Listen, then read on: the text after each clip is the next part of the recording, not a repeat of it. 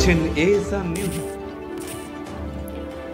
৭৮তম স্বাধীনতা দিবসে বেলডাঙ্গা ব্লক 2 এর বিডিও তুহিন কান্তি ঘোষ সহকর্মীদের নিয়ে ব্লক অফিসে পতাকা উত্তোলন করলেন। পাশাপাশি শক্তিপুর থানার ওসি বিশ্বজিৎ হালদার সমস্ত স্টাফকে নিয়ে পতাকা উত্তোলন করলেন। সেই সঙ্গে রেজিনগর থানার ওসি সৌম্য দে উনিও থানার সমস্ত স্টাফকে নিয়ে পতাকার প্রতি শ্রদ্ধা জানিয়ে পতাকা উত্তোলন করেন। এছাড়াও রেজিনগরে একটি শেল্টার হোমে মহিলাদের হাতে দুপুরের খাবার তুলে দিলেন ভরতপুরের বিধায়ক হুমায়ুন কবির ও রেজিনগরের বিশিষ্ট সমাজসেবী আতাউর রহমান।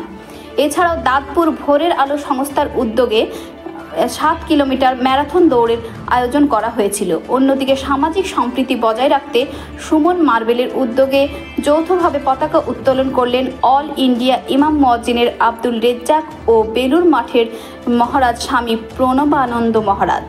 রেজিনগর থেকে সোমনাথ হালদারের রিপোর্ট, এএসআর নিউজ।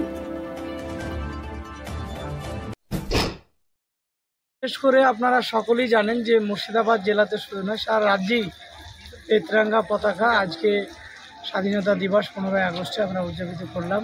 তার সঙ্গে বড় একটা আমরা দেখতে পাচ্ছি বিভিন্ন জায়গাতে ছোট কিছু বিষয়টাকে নিয়ে উড়িষ্যা বলুন যে একটা হেনস্থা বা অনেক কিছু হচ্ছে, সেদিকে কেন্দ্র করে আমরা বেলুর মাঠের মহারাজজিকেও পেয়েছি সাম্প্রদায়িক সম্প্রীতি, এবং আমরা একটা র্যালিও করলাম লালবাগে বিভিন্ন জায়গাতে, এবং সুমন মার্বেল ভাইয়ের এখানে এসে মহারাজজির হাত ধরে এবং মাস্টারমাইন্ডের হাত ধরে আজকে পতাকা তোলা হলো।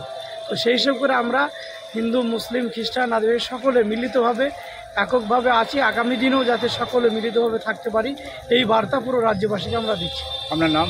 আমার নাম মৌলানা আব্দুর রাজ্জাক, আমি অল ইন্ডিয়া ইমাম মুয়াজ্জিন সংগঠনের সাধারণ সম্পাদক, এবং আমার পাশে আছে বেলুর মাঠের মহারাজজি স্বামী পরমানন্দ মহারাজ।